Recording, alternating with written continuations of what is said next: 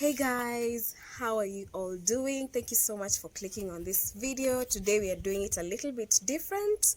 We are cooking on the outside. As you can see, we are on the outside. So we are making some cereals. Since we have lots of cereals in our garden, we decided today, instead of meat every day, let's just change the diet a bit. So that's what you're doing.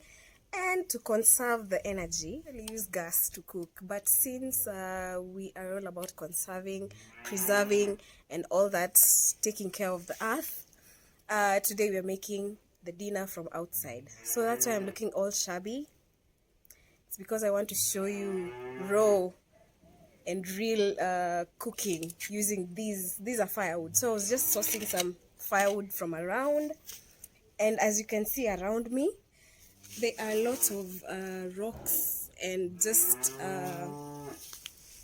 like firewood everywhere, because I live in a garden. I live in a farm, actually. I live in a farm. So we're just going to utilize, as you can even hear, the cow is mooing. So we are in the farm. So we just want to collect whatever we can and use whatever we can from the farm. So that's how we are cooking today. So this is just some of the firewood that I got, and this is the 3 stones. As you know, an African cooking place usually has 3 stones. So I just collected some stones from around and set them up here, and these are my firewood. So for firewood, you usually need these really small and thin and light sticks, just to fasten up the process of the fire. Then after the fire is on, you will need these big sticks, or these big wooden pieces, to keep the fire going on for longer. So I'm just going to collect some big pieces and some small pieces, and then we put on the fire and then we cook. Yeah, so let's go.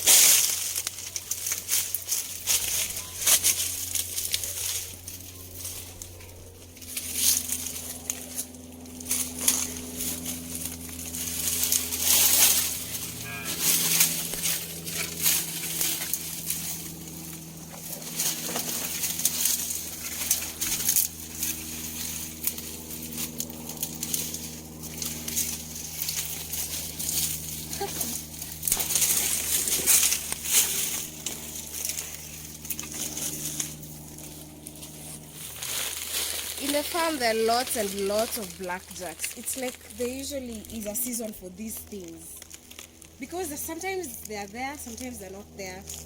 So at this moment, there are so many. Like here is a full plant with blackjacks, and I got some on me already, and I hate these things because they can be very itchy and very painful if you don't notice them, especially. So we have to be careful with the blackjacks around.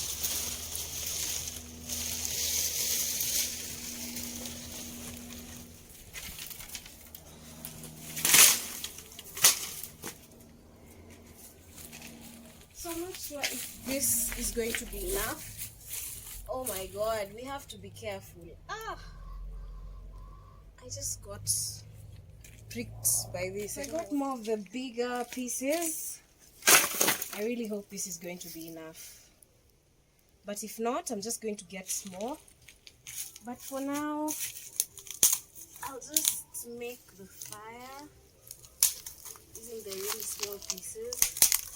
The good thing is all these are very dry, and a good requirement of the firewood is your sticks should be completely dry. So these are also very dry, and they're going to work really well.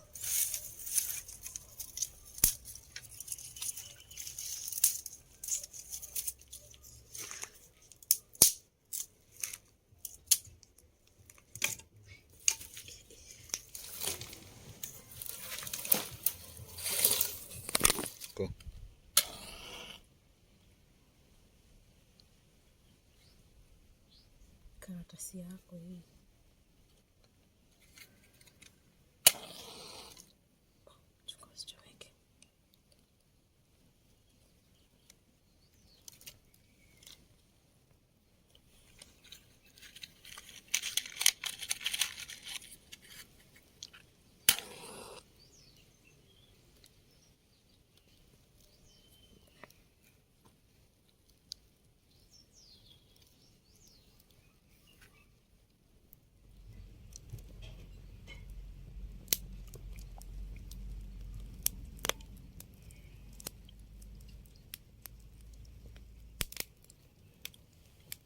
So since we are using the firewood, there is going to be a lot of soot that is going to be produced, unlike the gas.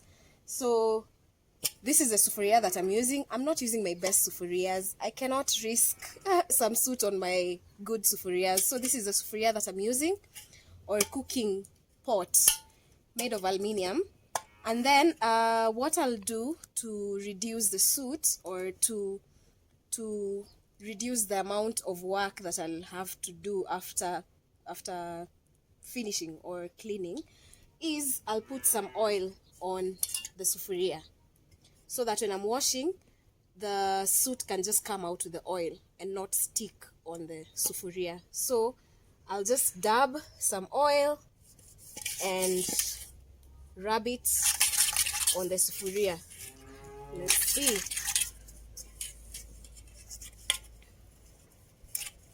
So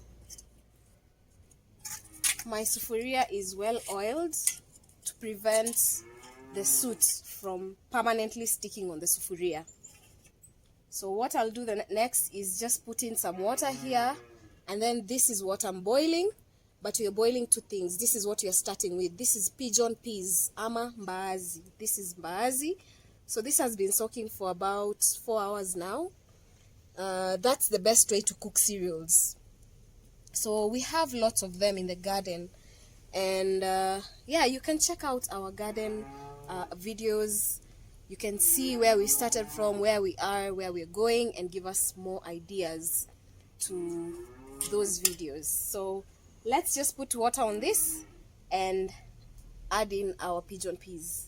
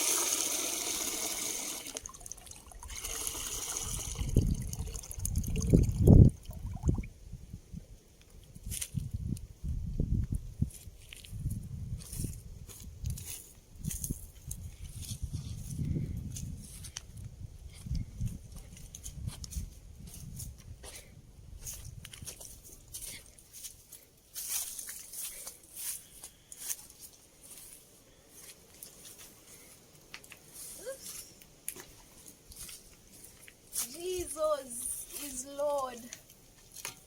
Hizi stone ziko mbali.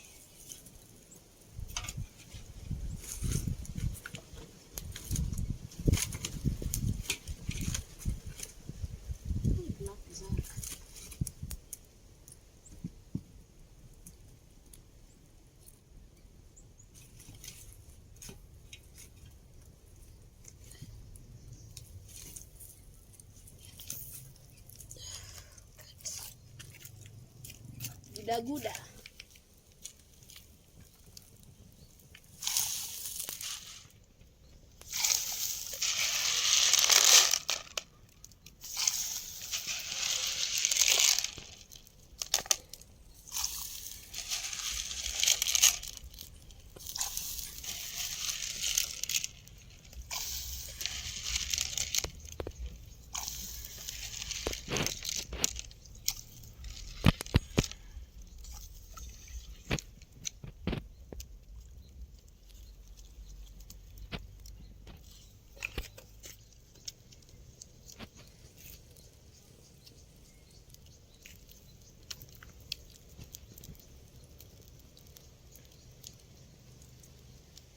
So the other cereals that I'm going to be boiling or cooking today are lupins.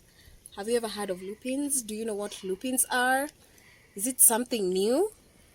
What you need to know is these are cereals, just like beans, just like peas, just like any other cereals that you know. And these are produced and grown in Kenya, just as you can see from the package. And the people who produce this are Pure Mountain. These are a company that makes cereals, canola oil. If you're familiar with canola oil, those are the guys who make this. And these are very high in protein. If you are new into trying new cereals or something new in your meals, you should definitely try these lupins. So the method to cook them is basically soak them in water for about 8 hours, and mine have been soaking, as you can see, for 8 hours because they take so long to boil. So you really have to soak them for long, either overnight or 8 hours. Then after that, you'll just boil them for about how long? Let's see. Soak in water for 8 hours, drain and rinse, then boil for 60 minutes. That's about an hour. So after boiling them for 60 minutes, now you can do with them how you like. If you want to fry them, just like how you do with beans, if you want to mix them with some maize and make some githeri or something, you can go ahead and do that. But otherwise, that's what we are making for today, lupins.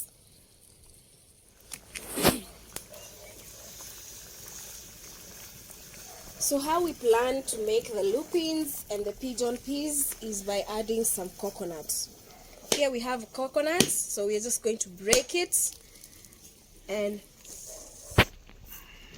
I love the coconut water.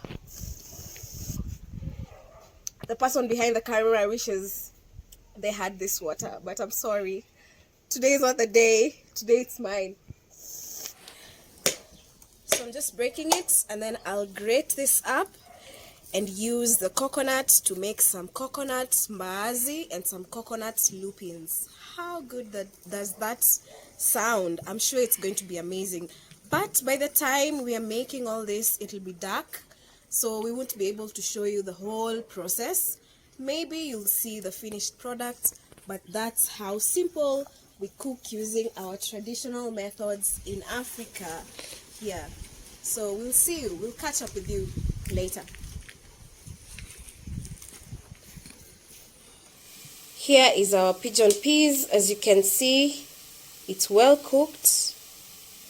It's perfectly cooked. So ready to be fried. So in here we have some onion and some coconut oil for that extra coconut flavor. It's best to use coconut oil. And then in here we'll also add some garlic for also again extra flavor.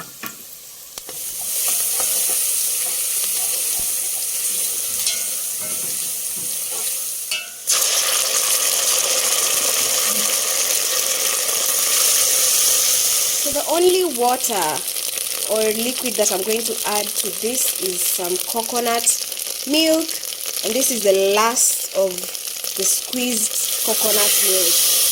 So it's more watery than creamy, and it's what we are using just to loosen up our tomato puree. And then we add in our pigeon peas. So one secret to amazing tasty coconut foods is turmeric. So one seasoning that you should not miss in your coconut dishes is turmeric. So here I added some turmeric, and for an extra flavor I added some garam masala and some salt. You can add whatever seasonings that you prefer, but please do not miss some turmeric in your coconut dishes. You'll thank me later. So it's thickened up, and it's time to add in our pigeon peas. Mbaazi hizo zaenda ndani. This was about 500 grams of pigeon peas. which we'll eat for quite some time. This is quite a lot.